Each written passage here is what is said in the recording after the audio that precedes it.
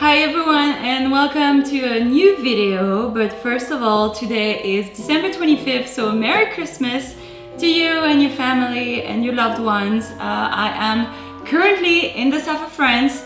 If you follow me on Instagram and on Facebook, you probably saw that I left New York City 5-6 days ago now, and I had the pleasure to travel here.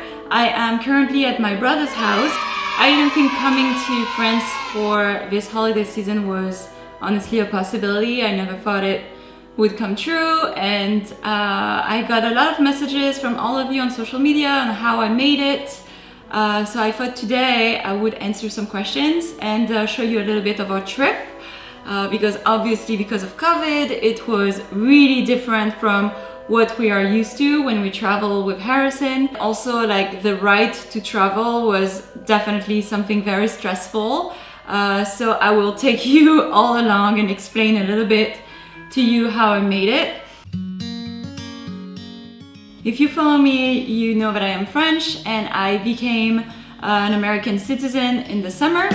And because of that, I needed an American passport in order to leave America. So even though I have still my French citizenship and I am a dual citizen, when you're an American citizen, it is mandatory for you to have an American passport to leave the country. At first I thought I should just leave the country with my French passport and apply here for an American passport to have it quicker, but that was not possible. To know now that to get an American passport, it takes 10 to 12 weeks to get it, and if you want it like a little bit faster, you can expedite it, and it still takes 4 to 6 weeks.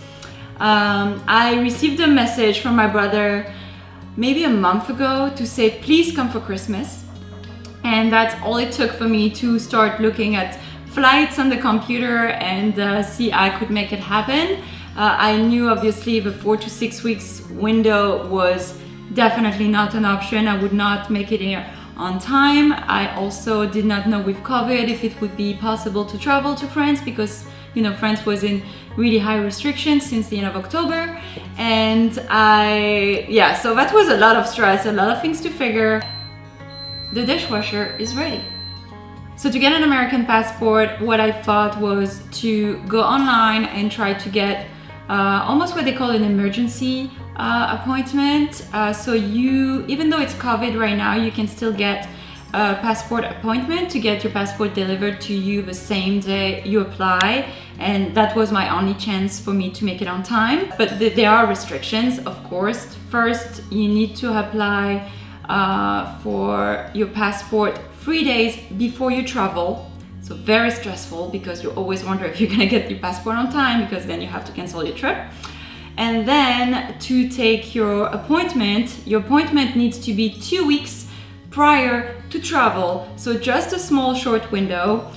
So first for me was to get the passport appointment, and to do that they only get a few slots all over America, and they update the website and the available slots for you to come and get your passport after midnight every day. So for like I don't know, like 10 days, every day after midnight, I was just like refreshing the website. I could never see an appointment that was close to my house. And I think it was on a Thursday night, maybe 3 weeks ago, around, I don't know, 1:30 a.m. I saw the New York appointment for 10 a.m. and I just clicked on it, booked it, texted my brother, because it was the middle of the night in New York, so it was already daytime here, and he told me just take your ticket. So I took my ticket 3 days schedule after my passport appointment, and just hoped for the best. And I'm not gonna lie to you, I was very stressed that everything will just not fall through and I would have to cancel everything. But on the day of my appointment, I went to the bureau. It was freezing in New York City. That was the day of a snowstorm, and I was with maybe 10 people that were applying at the same time that I was scheduled to apply to. Everything went very smoothly, very quickly. And something very funny that we don't do in France is that I had to like raise my right hand and swear that I was telling the truth. and that was really like me, and all my application was, you know, for real. So that was really something very odd for me, to have to swear through a window to a paper that I felt that I was telling the truth. And then the lady just told me that it would need like 2 to 3 hours for the passport to be ready. So I just went around in Soho and walked and enjoyed the last minute Christmas present I had to do. Came back to the passport bureau, had to wait for another hour, and then got my American passport, my first one ever. So it was very official. I had a little bit of emotions coming through, like that became very real, that I was an American getting that passport. The next day I had my COVID test, which was also very stressful for me to get, because the COVID test needed to be made 72 hours prior boarding the plane. And you know, a lot of people are getting tested in New York City. It's highly encouraged to get tested. Rapid testing takes a lot of time to line up. The slots are also very rare, but again, thank you to my insomnia, I spent nights just updating the website, managed to get an appointment the next day of my passport. It was a PCR one, and within 2 hours I got the test result that were negatives, which is a huge positive to be negative. And for me it was real that that's it. In 48 hours I am going to the airport and I am going to France. So after that I just finished the vlog that you saw last week. If you haven't seen it, I'm putting it here in the right corner, and it's my last Christmas in New York vlog that I did with my friend Laura. So if you haven't watched it, make sure to watch it. It's super Christmassy. Packed my bag. Harrison and I, we said goodbye to our friends in New York, to my roommate, went to the airport, and yes, I did not vlog at the airport. Honestly, I was so anxious to travel because, you know, of COVID and the number of people that I would be in contact with. So I did not feel just comfortable. I had my friends who were super nice in the morning of my travel, who just gave me a lot of N95 masks and, you know, those like white medical masks.